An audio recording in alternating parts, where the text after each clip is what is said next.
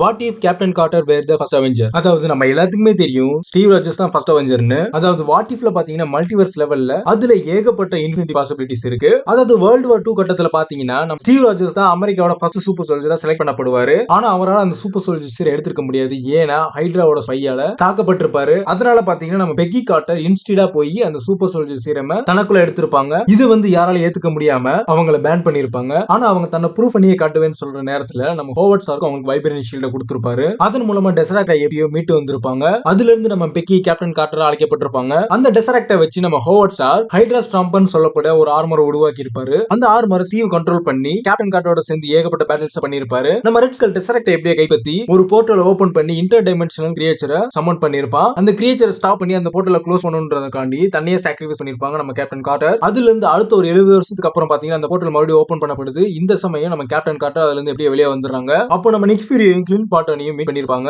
இப்படித்தான் நம்ம captain Carter first அவெஞ்சரா மாறி இருந்திருப்பாங்க.